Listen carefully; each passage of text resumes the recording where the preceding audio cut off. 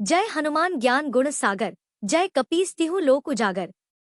मंगलमयी मंगलवार के पावन अवसर पर आइए सुनते हैं मंगलवार व्रत की महिमा और पौराणिक कथा, जो करती है संकटों का नाश और देती है जीवन में शुभता और सफलता। हनुमान जी की कृपा से पूर्ण हो आपके सभी कार्य और हो कल्याण। हनुमान जी साधु का वेश धारण कर वृद्धा के घर गए और पुकारने लगे कि है कोई हनुमान भक्त जो हमारी इच्छा पूर्ण करे। तब आवाज उस वृद्धा के कान में पड़ी। पुकार सुनकर वृद्धा जल्दी से बाहर आई और साधु को प्रणाम कर बोली, आज्ञा महाराज। हनुमान वेशधारी साधु बोले, मैं भूखा हूँ, भोजन करूंगा, तुम थोड़ी सी जमीन लीप दो। वृद्धा दुविधा में पड़ गई, अंततः हाथ जोड़कर बोली, महाराज लिपने और मिट्टी खोदने के अतिरिक्त आप कोई दूसरी आज्ञा दे, मैं अवश्य पूर्ण करूंगी। साधु ने 3 बार प्रतिज्ञा कराने के बाद कहा, तू अपने बेटे को बुला, मैं उसकी पीठ पर आग जलाकर भोजन बनाऊंगा। यह सुनकर वृद्धा घबरा गई, परंतु वह प्रतिज्ञाबद्ध थी।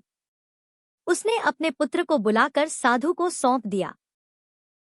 साधु वेशधारी हनुमान जी ने वृद्धा के हाथों से ही उसके पुत्र को पेट के बल लेटाया और उसकी पीठ पर आग लगवा दी।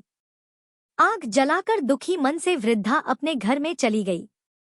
इधर भोजन बनाकर साधु ने वृद्धा को बुलाकर कहा कि उनका भोजन बन गया है, तुम अपने पुत्र को पुकारो ताकि वह भी आकर भोग लगा ले। इस पर वृद्धा बोली, उसका नाम लेकर मुझे और कष्ट ना दे।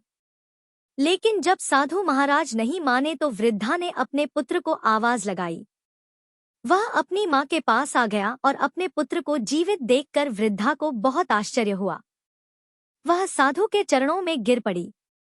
तब हनुमान जी अपने वास्तविक रूप में प्रकट हुए और वृद्धा को भक्ति का आशीर्वाद दिया। तो प्रेम से बोले, शंकर भगवान की जय हो, बजरंगबली की जय हो। आइए सुनते हैं मंगलवार व्रत की पौराणिक कथा। एक बार नैमिषारण्य तीर्थ में 80,000 मुनि एकत्र होकर पुराणों के ज्ञाता श्री सूत जी से पूछने लगे, हैं महामुनि, आपने हमें अनेक पुराणों की कथा सुनाई है, अब कृपा करके हमें ऐसा व्रत और कथा बताएं जिसके करने से संतान की प्राप्ति हो तथा मनुष्यों को रोग, शोक, अग्नि, सर्व दुख आदि का भय दूर हो। क्योंकि कलयुग में सभी जीवों की आयु बहुत कम है, फिर इस पर उन्हें रोग चिंता के कष्ट लगे रहेंगे तो फिर वह श्री हरि चरणों में अपना ध्यान कैसे लगा सकेंगे। श्री सूत जी बोले, हैं मुनियों, आपने लोक कल्याण के लिए बहुत ही उत्तम बात पूछी है। एक बार युधिष्ठिर ने भगवान श्री कृष्ण से लोक कल्याण के लिए यही प्रश्न किया था।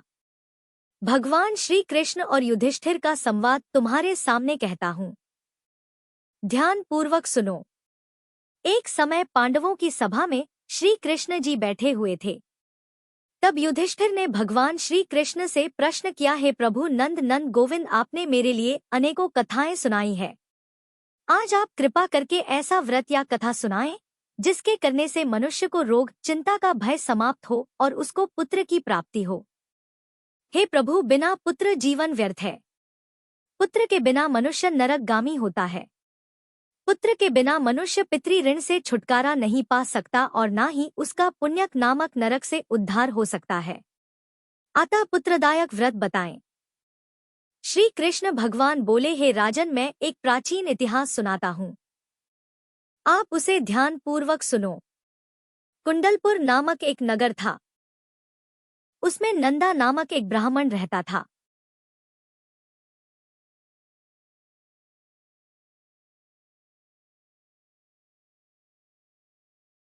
भगवान की कृपा से उसके पास सब कुछ था, फिर भी वह दुखी था।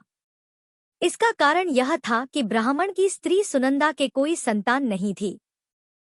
सुनंदा पतिव्रता थी, भक्ति पूर्वक श्री हनुमान जी की आराधना करती थी। मंगलवार के दिन व्रत करके अंत में भोजन बनाकर हनुमान जी की आराधना करती थी।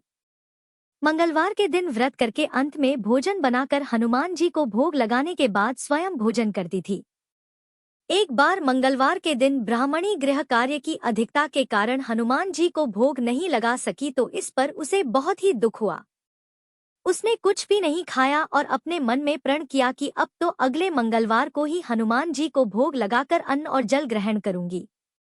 ब्राह्मणी सुनंदा प्रतिदिन भोजन बनाती, श्रद्धा पूर्वक पति को खिलाती, परंतु स्वयं भोजन नहीं करती और मन ही मन श्री हनुमान जी की आराधना करती थी। इसी प्रकार 6 दिन गुजर गए और ब्राह्मणी सुनंदा अपने निश्चय के अनुसार भूखी प्यासी निराहार रही। अगले मंगलवार को ब्राह्मणी सुनंदा प्रातःकाल ही बेहोश होकर गिर पड़ी।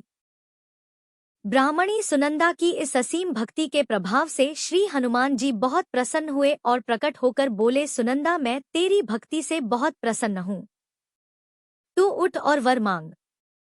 सुनंदा अपने आराध्य देव श्री हनुमान जी को देखकर आनंद की अधिकता से विवल होकर श्री हनुमान जी के चरणों में गिरकर बोली, हे प्रभु, मेरी कोई संतान नहीं है, कृपा करके पुत्र और कन्या प्रदान करें। आपकी अति कृपा होगी। श्री महावीर जी बोले, तेरी इच्छा पूर्ण होगी, तेरे एक कन्या पैदा होगी, उसके अष्टांग प्रतिदिन सोना दिया करेंगे। इस प्रकार कहकर श्री महावीर जी अंतर्ध्य हो गए। ब्राह्मणी सुनंदा बहुत हर्षित हुई और समाचार अपने पति से कहा। ब्राह्मण देव कन्या का वरदान सुनकर कुछ दुखी हुए, परंतु सोना मिलने की बात सुनी तो बहुत प्रसन्न हुए। उन्होंने विचार किया कि ऐसी कन्या के साथ मेरी निर्धनता भी समाप्त हो जाएगी। श्री हनुमान जी की कृपा से वह ब्राह्मणी गर्भवती हुई और 10वें महीने में उसे बहुत ही सुंदर पुत्री प्राप्त हुई। यह बच्ची अपने पिता के घर में ठीक उसी तरह से बढ़ने लगी जिस प्रकार शुक्ल पक्ष का चंद्रमा बढ़ता है। 10वें दिन ब्राह्मण ने उस बालिका का नामकरण संस्कार कराया। उसके कुल पुरोहित ने उस बालिका का नाम रत्नावली रखा, क्योंकि यह कन्या सोना प्रदान किया करती थी। इस कन्या ने पूर्व जन्म में बड़े ही विधान से मंगल देव का व्रत किया था। रत्नावली का अष्टांग बहुत सा सोना देता था। उस सोने से नंदा ब्राह्मण बहुत ही धनवान हो गया। अब ब्राह्मणी सुनंदा भी बहुत अभिमान करने लगी थी। समय बीतता रहा। अब रत्नावली 10 वर्ष की हो चुकी थी।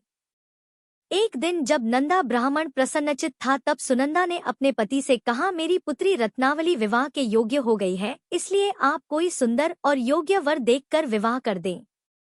यह सुनकर ब्राह्मण बोला, अभी तो रत्नावली बहुत छोटी है। तब ब्राह्मणी बोली, शास्त्रों की आज्ञा है कि कन्या 8वें वर्ष में, गौरी 9 वर्ष, रोहिणी 10 वर्ष में, कन्या इसके पश्चात रजस्वला हो जाती है। गौरी के दान से पाताल लोक की प्राप्ति होती है। रोहिणी के दान से बैकुंठ लोक की प्राप्ति होती है। कन्या के दान से इंद्रलोक में सुखों की प्राप्ति होती है। अगर हे पतिदेव रजस्वला का दान किया जाता है तो घोर नरक की प्राप्ति होती है। इस पर ब्राह्मण बोला, अभी तो रत्नावली मात्र 10 ही वर्ष की है और मैंने तो 16 से 16 साल की कन्याओं के विवाह कराए हैं। अभी जल्दी ही क्या है। तब ब्राह्मणी सुनंदा बोली, आपको तो लोभ अधिक हो गया है लगता है। अगर 11वें वर्ष में विवाह नहीं होता है तो उसमें मासिक धर्म के रक्त का पिता और बड़े भाई को पान करना पड़ता है। शास्त्रों में कहा गया है कि माता पिता और बड़ा भाई रजस्वला कन्या को देखते हैं तो वह अवश्य ही नरकगामी होते हैं। तब ब्राह्मण बोला, अच्छी बात है, कल मैं अवश्य ही योग्य वर की तलाश में अपना दूत भेजूंगा। दूसरे दिन ब्राह्मण ने अपने दूत को बुलाया और आज्ञा दी कि जैसी सुंदर मेरी कन्या है वैसा ही सुंदर वर उसके लिए तलाश करो। दूत अपने स्वामी की आज्ञा पाकर निकल पड़ा। पंप नगरी में उसने एक सुंदर लड़के को देखा। यह बालक एक ब्राह्मण परिवार का बहुत गुणवान पुत्र था। इसका नाम सोमेश्वर था। दूत ने इस सुंदर और गुणवान ब्राह्मण पुत्र के बारे में अपने स्वामी को पूर्ण विवरण दिया। ब्राह्मण नंदा को भी सोमेश्वर अच्छा लगा और फिर एक शुभ मुहूर्त में विधि पूर्वक कन्यादान करके ब्राह्मण संतुष्ट हुए। परंतु ब्राह्मण के मन में तो लोभ समाया हुआ था। उसने कन्यादान तो कर दिया था पर वह बहुत ही खिन्न था। उसने विचार किया कि रत्नावली तो अब चली जाएगी और मुझे इससे जो सोना मिलता था वह अब मिलेगा नहीं। मेरे पास जो धन था कुछ तो इसके विवाह में खर्च हो गया और जो शेष बचा है वह भी कुछ दिनों के बाद समाप्त हो जाएगा। मैंने तो इसका विवाह करके बहुत बड़ी भूल कर दी है। अब कोई ऐसा उपाय हो कि रत्नावली मेरे घर में ही बनी रहे, अपनी ससुराल ना जाए। लोभ रूपी राक्षस ब्राह्मण के मस्तिष्क पर छाता जा रहा था। रात भर अपनी शैया पर बेचैनी से करवटें बदलते बदलते उसने एक बहुत ही क्रूर निर्णय लिया। उसने विचार किया कि जब रत्नावली को उसका पति सोमेश्वर अपने घर के लिए जाएगा तो वह मार्ग में छिपकर सोमेश्वर का वध कर देगा और अपनी लड़की को अपने घर ले आएगा, जिससे नियमित रूप से उसे सोना भी मिलता रहेगा और समाज का कोई मनुष्य उसे दोष भी नहीं दे सकेगा। जब अगले दिन सुबह हुई तो नंदा और सुनंदा ने अपनी जमाई तथा लड़की को बहुत सारा धन देकर विदा किया। सोमेश्वर अपनी पत्नी रत्नावली को लेकर ससुराल से अपने घर की तरफ चल दिया। ब्राह्मण नंदा महालोभ के वशीभूत होकर अपनी मति खो चुका था। पाप पुण्य का उसे विचार नहीं रहा था। अपने भयानक और क्रूर निर्णय को कार्य रूप देने के लिए उसने अपने दूत को मार्ग में अपनी जमाई का वध कराने के लिए भेज दिया था, ताकि रत्नावली से प्राप्त होने वाला सोना उसे हमेशा मिलता रहे और वह कभी निर्धन ना हो। ब्राह्मण के दूत ने अपने स्वामी की आज्ञा का पालन करते हुए उसके जमाई सोमेश्वर का मार्ग में ही वध कर दिया। समाचार प्राप्त कर ब्राह्मण नंदा मार्ग में पहुंचा और रोती हुई अपनी पुत्री रत्नावली से बोला, है पुत्री, मार्ग में लुटेरों ने पति का वध कर दिया है। भगवान की इच्छा के आगे किसी का वश नहीं चलता है। अब तू घर चल, वहां पर ही रहकर शेष जीवन व्यतीत करना। जो भाग्य में लिखा है वही होगा। अपने पति की अकाल मृत्यु से रत्नावली बहुत दुखी हुई। करुण क्रंदन और रुदन करती हुई अपने पिता से बोली, है पिताजी, इस संसार में जिस स्त्री का पति नहीं है उसका जीना व्यर्थ है। मैं अपने पति के साथ ही अपने शरीर को जला दूंगी और सती होकर अपने इस जन्म को माता पिता के नाम को तथा सास ससुर के यश को सार्थक करूंगी। ब्राह्मण नंदा अपनी पुत्री रत्नावली के वचनों को सुनकर बहुत दुखी हुआ। विचार करने लगा कि मैंने व्यर्थ ही जमाई वध का पाप अपने सिर लिया है। रत्नावली तो उसके पीछे अपने प्राण तक देने को तैयार है। मेरा तो दोनों तरफ से मरण हो गया। धन तो अब मिलेगा नहीं। जमाई वध के पाप के फल स्वरूप यम यातना भुगतनी पड़ेगी। यह सोचकर वह बहुत ही दुखी हुआ। सोमेश्वर की चिता बनाई गई। रत्नावली सती होने की इच्छा से अपने पति का सिर अपनी गोद में रखकर चिता में बैठ गई। जैसे ही सोमेश्वर की चिता को अग्नि लगाई गई, वैसे ही प्रसन्न होकर मंगल देव वहां प्रकट हुए और बोले, हे रत्नावली, मैं तेरी पति भक्ति से बहुत प्रसन्न हूँ।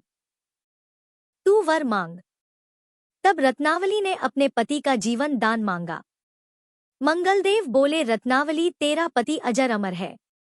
यह महाविद्वान भी होगा और इसके अलावा तेरी जो इच्छा हो वह वर मांग।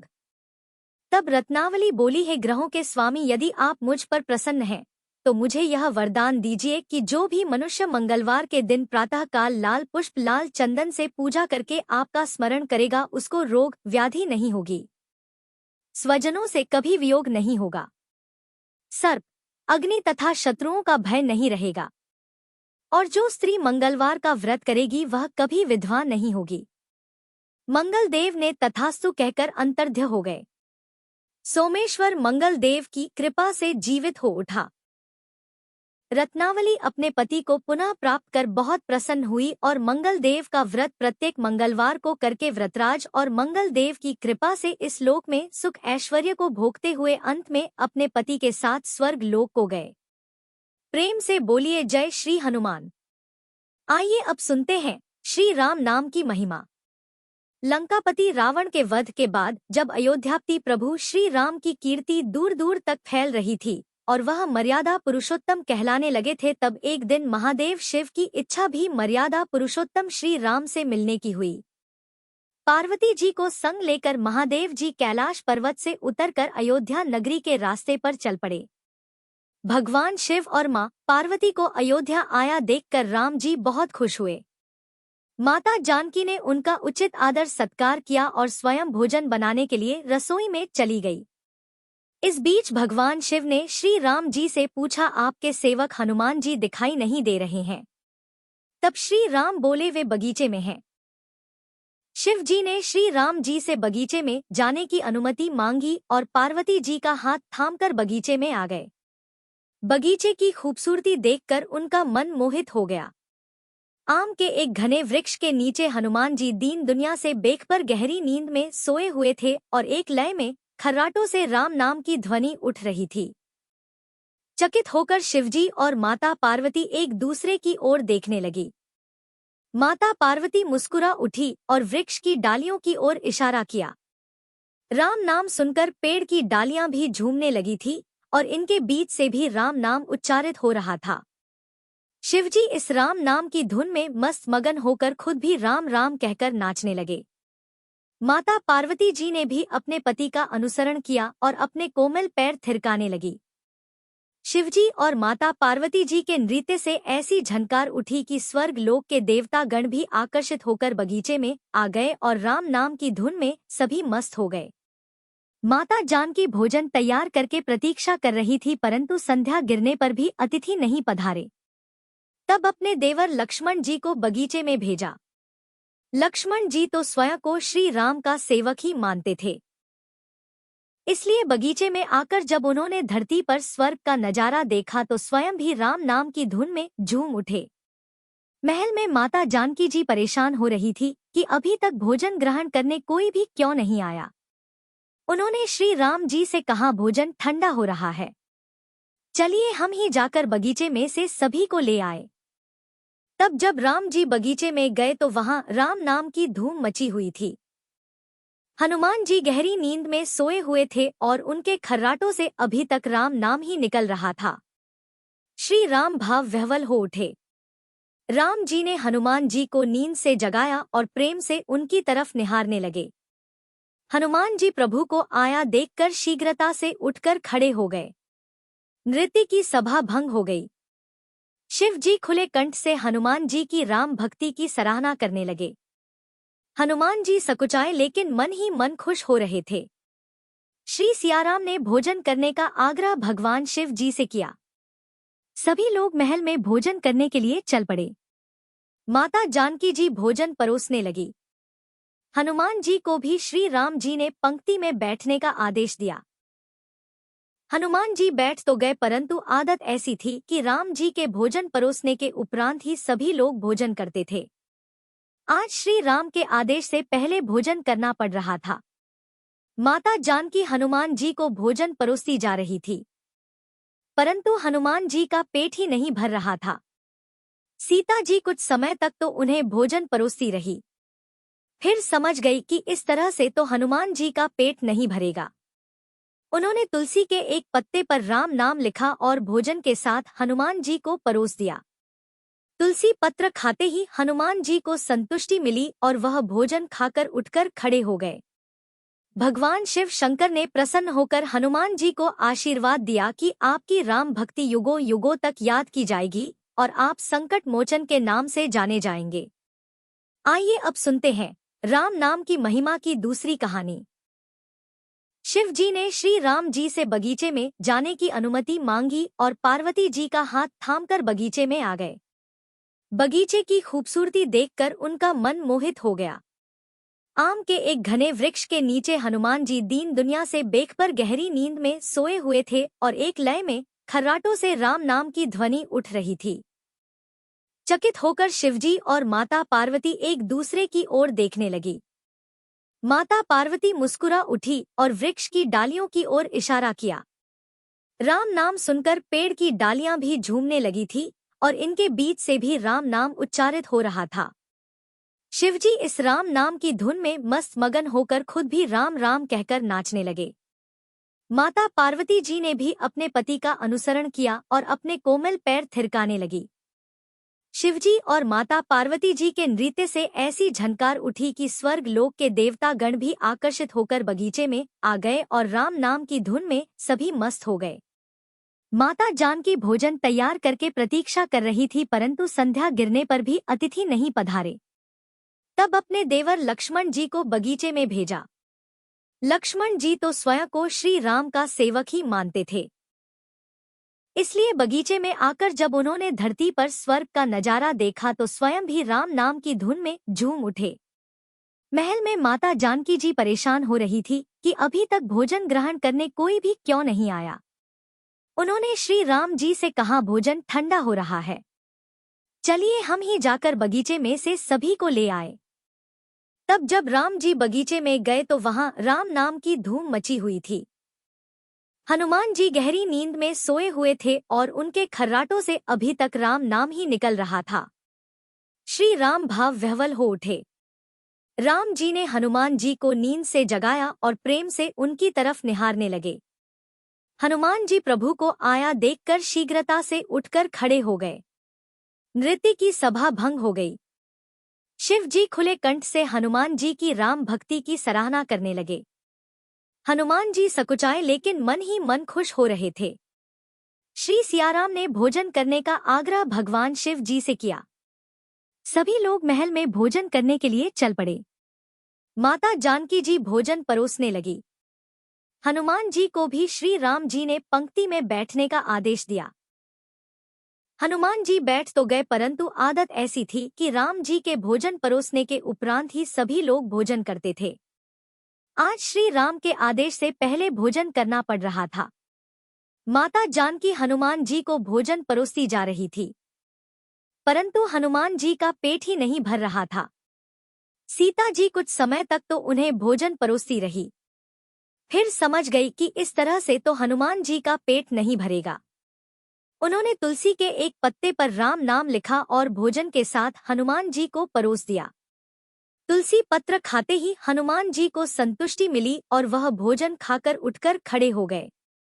भगवान शिव शंकर ने प्रसन्न होकर हनुमान जी को आशीर्वाद दिया कि आपकी राम भक्ति युगों युगों तक याद की जाएगी और आप संकट मोचन के नाम से जाने जाएंगे। आइए अब सुनते हैं राम नाम की महिमा की दूसरी कहानी। महादेव जी को एक बार बिना कारण के किसी को प्रणाम करते देखकर पार्वती जी ने पूछा, आप किसको प्रणाम करते रहते हैं? तब शिव जी ने अपनी धर्मपत्नी पार्वती जी से कहा कि हे देवी, जो व्यक्ति एक बार राम कहता है उसे मैं 3 बार प्रणाम करता हूँ। पार्वती जी ने एक बार शिव जी से पूछा, आप श्मशान में क्यों जाते हैं और यह चिता की भस्म शरीर पर क्यों लगाते हैं? उसी समय शिवजी पार्वती जी को श्मशान ले गए। वहां एक शव अंतिम संस्कार के लिए लाया गया। लोग राम नाम सत्य है कहते हुए शव को ला रहे थे। शिव जी ने कहा कि देखो पार्वती, इस शमशान की ओर जब लोग आते हैं तो राम नाम का स्मरण करते हुए आते हैं और इस शव के निमित्त से कई लोगों के मुख से मेरा अति प्रिय दिव्य राम नाम निकलता है। उसी को सुनने मैं श्मशान में आता हूँ और इतने लोगों के मुख से राम नाम का जप करवाने में निमित्त बनने वाले इस शव का मैं सम्मान करता हूँ, प्रणाम करता हूँ और अग्नि में जलने के बाद उसकी भस्म को अपने शरीर पर लगा लेता हूँ। राम नाम बुलवाने वाले के प्रति मुझे इतना प्रेम है। एक बार शिव जी कैलाश पर पहुंचे और पार्वती जी से भोजन मांगा। तब पार्वती जी विष्णु सहस्त्र नाम का पाठ कर रही थी। पार्वती जी ने कहा, अभी पाठ पूरा नहीं हुआ है, कृपया थोड़ी देर प्रतीक्षा कीजिए। तब शिव जी ने कहा कि इसमें तो समय और श्रम दोनों लगेंगे। संत लोग जिस तरह से सहस्त्र नाम को छोटा कर लेते हैं और नित्य जपते हैं, वैसा उपाय कर लो। तो पार्वती जी ने पूछा कि वो उपाय कैसे करते हैं, मैं सुनना चाहती हूँ। तो शिव जी ने बताया, केवल एक बार राम कह लो, तुम्हें सहस्त्र नाम भगवान के 1000 नाम लेने का फल मिल जाएगा। एक राम नाम 1000 दिव्य नामों के समान है। तब पार्वती जी ने वैसा ही किया। भगवान बोले, श्री राम राम रामेति रमे रामे मनोरमे सहस्त्र नाम तत्तुल्यम राम नाम वरान्य। यह राम नाम सभी आपदाओं को हरने वाला, सभी संपदाओं को देने वाला दाता है, सारे संसार को विश्राम या शांति प्रदान करने वाला है। इसलिए मैं इसे बार बार प्रणाम करता हूँ। भवसागर की सभी समस्याओं और दुखों के बीजों को भूंज के रख देने वाला, समूल नष्ट कर देने वाला, सुख संपत्तियों को अर्जित करने वाला, यमदूतों को खदेड़ने वाला केवल राम नाम का जप है। इसलिए प्रयास पूर्वक स्वयं भी राम नाम जपते रहना चाहिए और दूसरों को भी प्रेरित करके राम नाम जपना चाहिए। इससे अपना और दूसरों का तुरंत कल्याण हो जाता है। यही सबसे सुलभ और अचूक उपाय है। इसलिए हमारे देश में प्रणाम राम राम कहकर किया जाता है। आइए अब सुनते हैं बिल वृक्ष की महिमा। एक बार नारद जी ने भोलेनाथ जी की स्तुति करके पूछा कि प्रभु, आपको प्रसन्न करने के लिए सबसे उत्तम और सुलभ साधन क्या है? हे त्रिलोकीनाथ, आप तो निर्विकार और निष्काम है, आप सहज ही प्रसन्न हो जाते हैं। फिर भी मेरे जानने की इच्छा है कि आपको क्या प्रिय है। तब शिव जी बोले, नारद जी, वैसे तो मुझे भक्त के भाव सबसे प्रिय है, फिर भी आपने पूछा है तो मैं बताता हूँ। मुझे जल के साथ साथ बिल्व पत्र बहुत प्रिय है।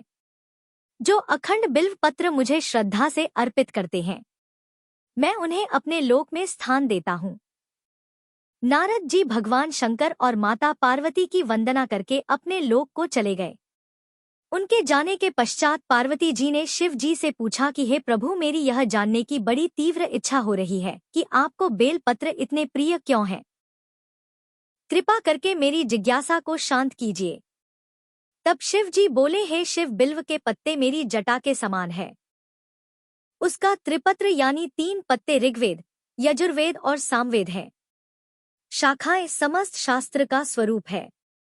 बिल्व वृक्ष को आप पृथ्वी का कल्पवृक्ष समझें, जो ब्रह्मा, विष्णु और शिव स्वरूप है। हे पार्वती, स्वयं महालक्ष्मी जी ने शैल पर्वत पर बिल्व वृक्ष रूप में जन्म लिया था। इस कारण भी बेल का वृक्ष मेरे लिए अति प्रिय है। महालक्ष्मी जी ने बिल्व का रूप धरा। यह सुनकर पार्वती जी कौतूहल में पड़ गई और पार्वती जी कौतूहल से उपजी जिज्ञासा को रोक ना पाई। उन्होंने पूछा, देवी लक्ष्मी ने आखिर बिल्व वृक्ष का रूप क्यों लिया? आप यह कथा विस्तार से कहें।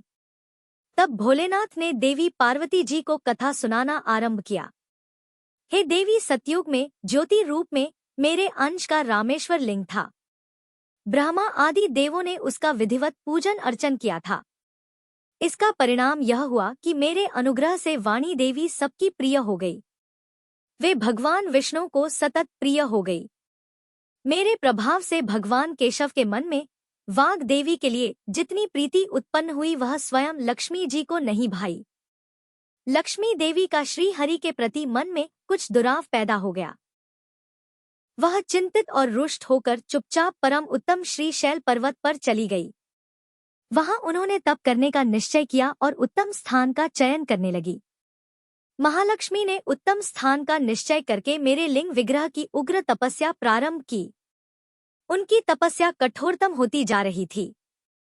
हे परमेश्वरी, कुछ समय के बाद महालक्ष्मी जी ने मेरे लिंग विग्रह से थोड़ा उधर्म में एक वृक्ष का रूप धारण कर लिया। अपने पत्तों और पुष्प द्वारा निरंतर मेरा पूजन करने लगी। इस तरह महालक्ष्मी जी ने लाखों वर्षों तक घोर आराधना की। अंततः उन्हें मेरा अनुग्रह प्राप्त हुआ। मैं वहां प्रकट हुआ और देवी से इस घोर तप की आकांक्षा पूछकर वर देने को तैयार हुआ। महालक्ष्मी जी ने मांगा कि श्री हरि के हृदय में मेरे भाव से वाग देवी के लिए जो स्नेह हुआ है वह समाप्त हो जाए। तब शिव जी बोले, मैंने महालक्ष्मी जी को समझाया, श्री हरि के हृदय में आपके अतिरिक्त किसी और के लिए कोई प्रेम नहीं है। वाग देवी के प्रति उनका प्रेम नहीं अपितु श्रद्धा है। यह सुनकर लक्ष्मी जी प्रसन्न हो गई और पुनः श्री विष्णु के हृदय में स्थित होकर निरंतर उनके साथ विहार करने लगी। हे पार्वती, महालक्ष्मी के हृदय का एक बड़ा विकार इस प्रकार दूर हो गया। इस कारण हरि प्रिया उसी वृक्ष रूप में सर्वदा अतिशय भक्ति से भरकर यत्नपूर्वक मेरी पूजा करने लगी। हे पार्वती, इसी कारण विश्व का वृक्ष, उसके पत्ते, फल, फूल आदि मुझे बहुत प्रिय है। मैं निर्जन स्थान में बिल्व वृक्ष का आश्रय लेकर रहता हूँ। बेल वृक्ष को सदा सर्व तीर्थ में एवं सर्वदेवमय मानना चाहिए। बिल्व पत्र, बिल्व फूल, बिल्व वृक्ष अथवा बिल्व काष्ठ के चंदन से जो मेरा पूजन करता है वह भक्त मेरा अति प्रिय है।